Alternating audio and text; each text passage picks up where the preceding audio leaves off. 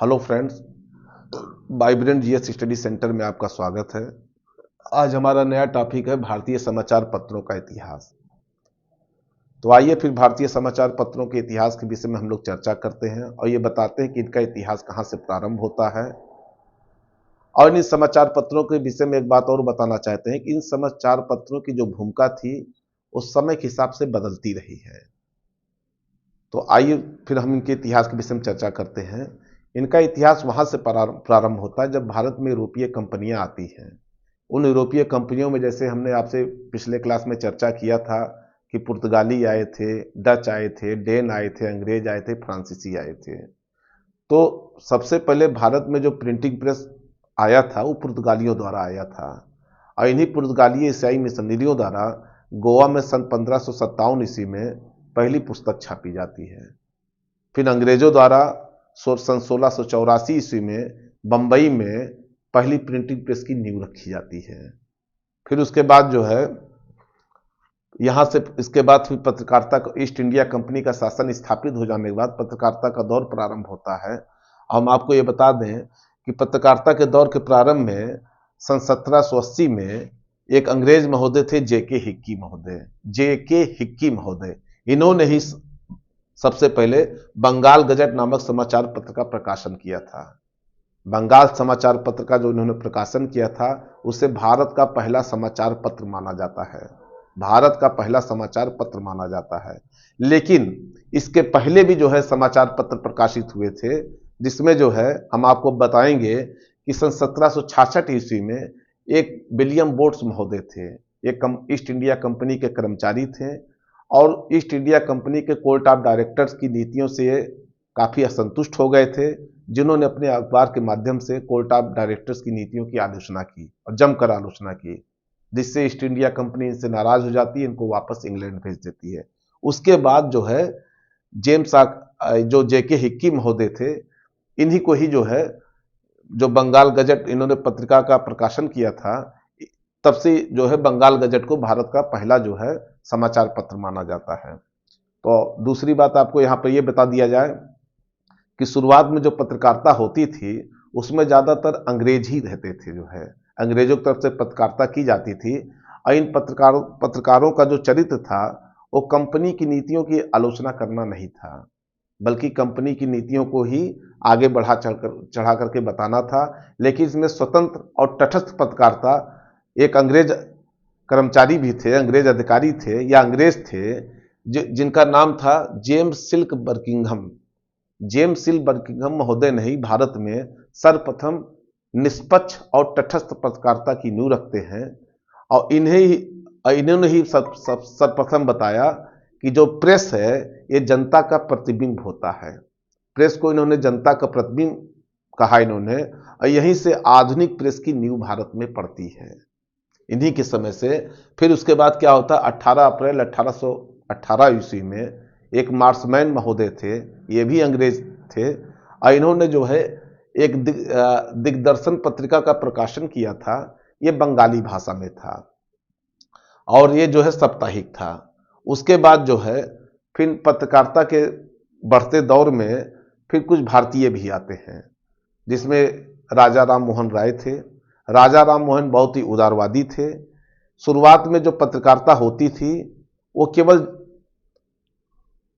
British नीतियों को, इनकी अच्छी नीतियों को जो है जनता तक पहुंचाना था, और दूसरा ये था कि इसी पत्रकारिता के माध्यम से कुछ उदारवादी लोग यहाँ की जनता को जागरूक भी करना चाहते थे और शिक्षित भी करना चाहते थे। उसमें जैसे राजा राम मोहन राय का नाम आता है। इन्होंने जो है संवाद कौमुदी या प्रज्ञा का चांद, इन्होंने जो पहली पत्रिका जो संपादित की उसका नाम था संवाद कौमुदी या उसको प्रज्ञा का चांद कहते हैं। यह 1921 में जो है प्रकाशित होती है और यह सब साप्ताहिक थी। फिर उसके बाद 1922 ईस्वी में इनका एक अखबार था मिरातुल अखबार, ये फारसी भाषा में था। हिंदी में इसको बुद्धि का दर्पण कहते हैं या बुद्धि दर्पण कहते हैं। इसको 1922 में जो है प्रकाशित करते हैं और उसके बाद जो है ये भी साप्ताहिक था। तो उस समय ये था कि जो राजा राम मोहन राय जैसे व्यक्तित्व के लोग थे, ये बेसिकली यहाँ के लोगों को जागरूक करते थे, और दूसरा क्या था कि यहाँ की जो कुरीतियाँ थी वो अपने अखबारों के माध्यम से, चाहे वो धार्मिक कुरीतियाँ रही हो चाहे सामाजिक कुरीतियाँ रही, वो अपने अखबारों के माध्यम से लोगों को जागरूक करते थे। फिर उसके बाद धीरे धीरे पत्रकारिता का दौर जो है, जैसे जैसे राष्ट्रीय आंदोलन का विकास या राष्ट्रवादी तत्वों का विकास होता है, फिर पत्रकारों का भी जो है, पत्रकारिता का भी चरित्र में परिवर्तन होता है। जैसे जैसे भारतीयों के हाथ में, अब आइए हम आप लोग इंडियन मिरर की बात करते हैं। इंडियन मिरर का जो प्रकाशन होता है वो 1861 ईस्वी में होता है, और इसके प्रकाशक जो थे देवेंद्रनाथ टैगोर और मनमोहन घोष थे। ये बहुत ही इंपॉर्टेंट अखबार है, ये अक्सर पूछा जाता है, और ये कलकत्ता से प्रकाशित होता था। देवेंद्रनाथ टैगोर और मनमोहन घोष इसके जो है संपादक थे।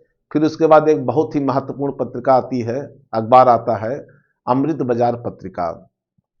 ये अमृत बाजार पत्रिका जो है, जब राष्ट्रीय आंदोलन का विकास प्रारंभ हो जाता है तो होता क्या है कि ये अब जो अखबारों की भूमिका थी वो धीरे धीरे ब्रिटिश कंपनियां या ईस्ट इंडिया कंपनी की नीतियों की आलोचना करती हैं, जिससे जो है इनके ऊपर बीच बीच में सेंसर भी बैठाए जाने लगे, और इन पे जो है सरकार द्वारा प्रतिबंध भी लगाया जाने लगा। तो अब उसकी चर्चा हम बाद में करेंगे।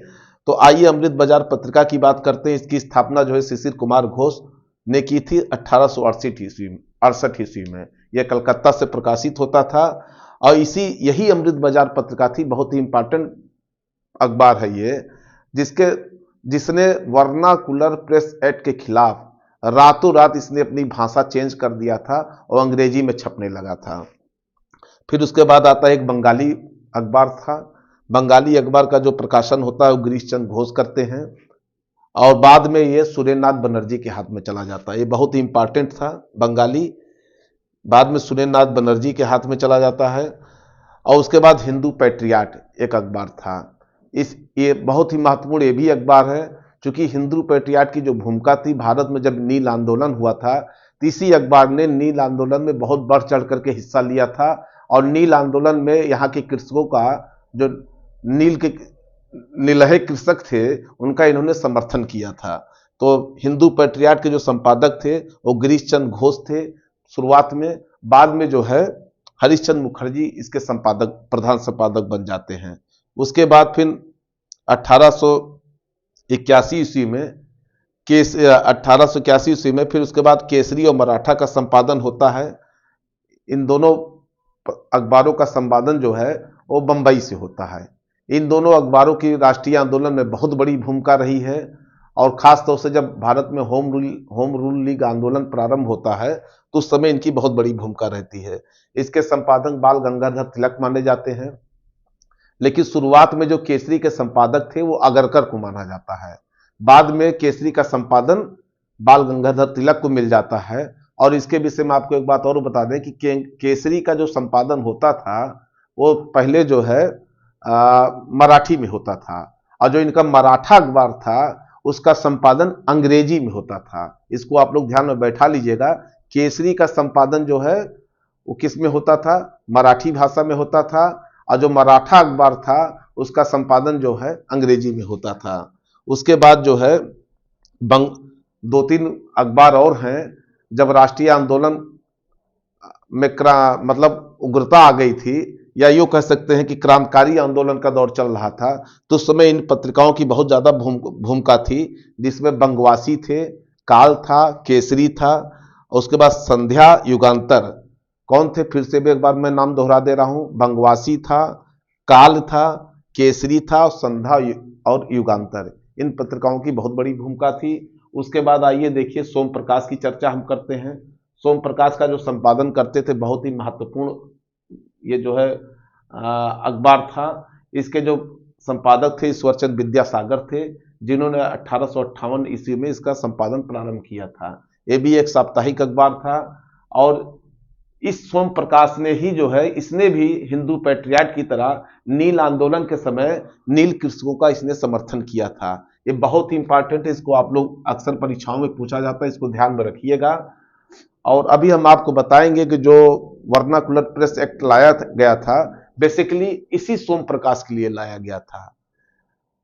अब उसके बाद आता है इंडियन ओपिनियन पत्रिका। इंडियन ओपिनियन पत्रिका ये उस समय जब पत्रिका छपती थी, जब महात्मा गांधी अपने प्रवास के दौरान दक्षिण अफ्रीका में थे। तो दक्षिण अफ्रीका में 1903 ईस्वी में इसका प्रारंभ हुआ था।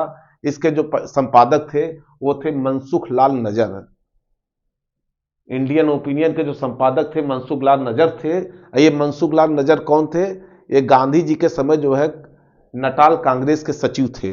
गांधी जी के समय उस समय नटाल कांग्रेस के सचिव थे। और ये 4 भाषाओं में जो है पत्रिका छपती थी। कौन कौन भाषा में? ध्यान दीजिएगा, गुजराती, हिंदी, तमिल और अंग्रेजी। गुजराती, हिंदी, तमिल और अंग्रेजी में जो है 4 भाषाओं में छपती थी। बहुत ही इंपॉर्टेंट है। उसके बाद आता है यंग इंडिया। यंग इंडिया के जो प्रारंभिक संपादक थे वो कौन थे? जमुना दास द्वारकादास थे। जमुना दास द्वारकादास और शंकरलाल बैंकर थे। इसके जो है प्रारंभिक संपादक थे। बाद में क्या होता है, 8 अक्टूबर 1919 को इसका संपादन गांधी जी को मिल जाता है। 8 अक्टूबर 1919 को इसका संपादन गांधी जी को मिल जाता है। और उसके बाद जो है ये इसका संपादन जो है अहमदाबाद से होता है। ये एक साप्ताहिक जो है अखबार था। यंग इंडिया बहुत ही महत्वपूर्ण है, अक्सर परीक्षाओं में पूछे जाते हैं। फिर उसके बाद आता है हिंदू पैट्रियाट। अभी हिंदू पैट्रियाट के विषय में आपसे हमने चर्चा किया था, इसके बारे में थोड़ा सा और बता दिया जाए। इसके जो पहले संपादक थे वो गिरीश चंद्र घोष थे, हमने आपको पहले ही चर्चा कर दिया था। उसके बाद जो है हरिश्चंद्र मुखर्जी को इनका संपादन मिलता है। तो 1855 ईस्वी के बाद जो है इसके जो संपादक होते हैं हरिश्चंद्र मुखर्जी हो जाते हैं। और इन्होंने नील विद्रोह का समर्थन किया था। फिर उसके बाद क्या होता है कि 1861 ईस्वी में कृष्णोदास पाल इसके संपादक बनते हैं। और इन्हीं यही कृष्णोदास पाल थे जिन्हें पत्रकारिता का राजकुमार कहा जाता है। यही कृष्णोदास पाल थे जिन्हें पत्रकारिता का राजकुमार कहा जाता था। उसके बाद एक महत्वपूर्ण पत्रिका थी वंदे मातरम। ये भी साप्ताहिक पत्रिका थी और इसके जो संपादक थे अरविंद घोष थे वंदे मातरम के। फिर उसके बाद गांधी जी द्वारा जो है 3 अखबारों का जो है संपादन किया जाता था। ये राष्ट्रीय आंदोलन में इनकी बहुत बड़ी भूमिका रही है। ये बहुत ही महत्वपूर्ण जो है अखबार थे। इनको जरा ध्यान से सुनिएगा। एक हरिजन था, एक हरिजन बंधु था और एक हरिजन सेवक था। ये 3 महत्वपूर्ण जो है अखबार थे, अक्सर पूछे जाते हैं। हरिजन, हरिजन बंधु और हरिजन सेवक, ये तीनों जो है गांधी जी द्वारा संपादित किया जाता था। जिसमें हरिजन था वो अंग्रेजी में संपादित होता था, अंग्रेजी में संपादित होता था। और इसका जो प्रथम अंक का संपादन हुआ था वो 11 फरवरी 1933 को हुआ था पुणे से। तो इसको ध्यान से सुनिएगा, प्रथम अंक का संपादन 11 फरवरी 1933 को पुणे में हुआ था। फिर उसके बाद जो इनका हरिजन बंधु था, ध्यान से सुनिएगा, ये गुजराती भाषा में प्रकाशित होता था। और तीसरा जो हरिजन सेवक था जिसकी अभी चर्चा किए वो हिंदी में प्रकाशित होता था। उसके बाद जो है ये भारत में पत्रिकाओं का जो है प्रकाशन होता था। इसके साथ साथ हम आपको ये बता दें कि इसी के समानांतर जो है विदेशों में भी जो है कुछ पत्रिकाओं का प्रकाशन होता था, जो अंग्रेजों की नीतियों का, ब्रिटिश शासन नीतियों का खुलकर आलोचना करते थे। उसमें जैसे फ्री हिंदुस्तान था। फ्री हिंदुस्तान जो है वैंकूवर से प्रकाशित होता था। ये वैंकूवर कहाँ पे है? कनाडा में है। और ये इसके जो प्रधान संपादक थे वो तारक नाथ थे। इसके प्रधान संपादक तारक नाथ थे। दूसरा एक गदर पत्रिका भी बहुत ही चर्चा में रहती है। गदर पत्रिका जो है इसका जो ये एक साप्ताहिक पत्रिका थी। इसका जो संपादन होता था वो सैन फ्रांसिस्को से होता था। सैन फ्रांसिस्को कहाँ है? यूएसए में है, अमेरिका में है। और इसका जो प्रथम संस्करण का संपादन हुआ था वो 1 नवंबर 1913 को। इसका जो गदर का प्रथम संस्करण का संपादन हुआ था वो 1 नवंबर 1913 को हुआ था।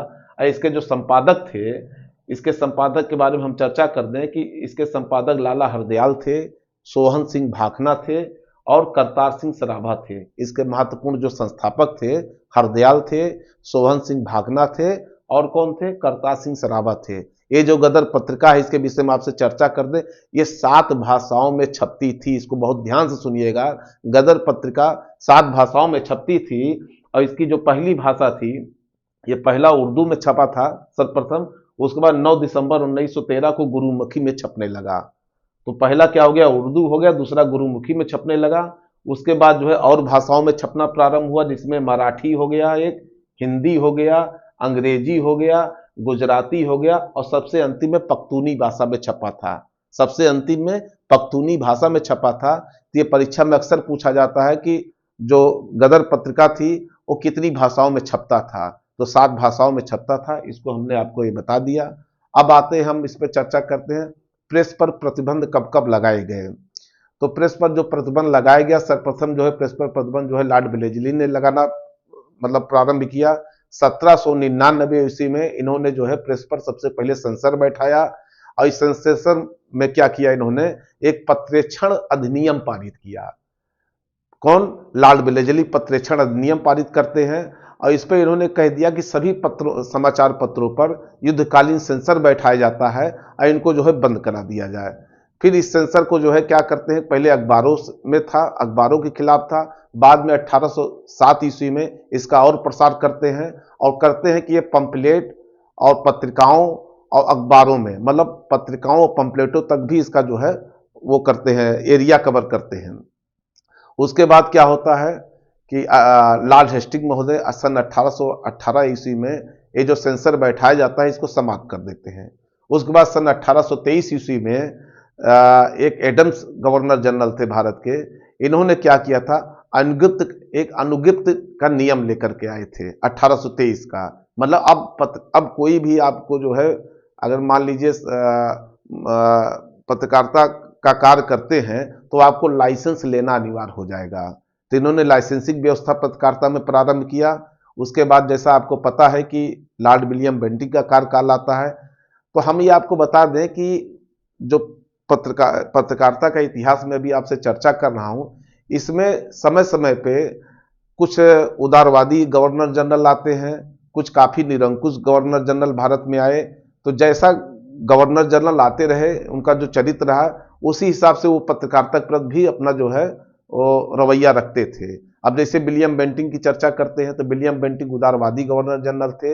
ये जो है भारतीय पत्रकारिता के प्रति काफी उदारवादी थे। फिर एक आते हैं चार्ल्स मेटकाफ, इनको तो पत्रकारिता का जो है मुक्तिदाता भी कहा जाता है, क्योंकि जो लॉर्ड एडम्स ने जो है लाइसेंसिंग नियम लागू किया था, उसको इन्होंने जो है समाप्त कर दिया था। फिर अब कर्जन महोदय आते हैं, वायसराय कर्जन महोदय। कर्जन महोदय से पहले अब आपको हम बता दें, फिर उसके बाद होता क्या है, वर्नाकुलर प्रेस एक्ट आता है। बहुत ही फेमस प्रेस एक्ट है वर्नाकुलर प्रेस एक्ट।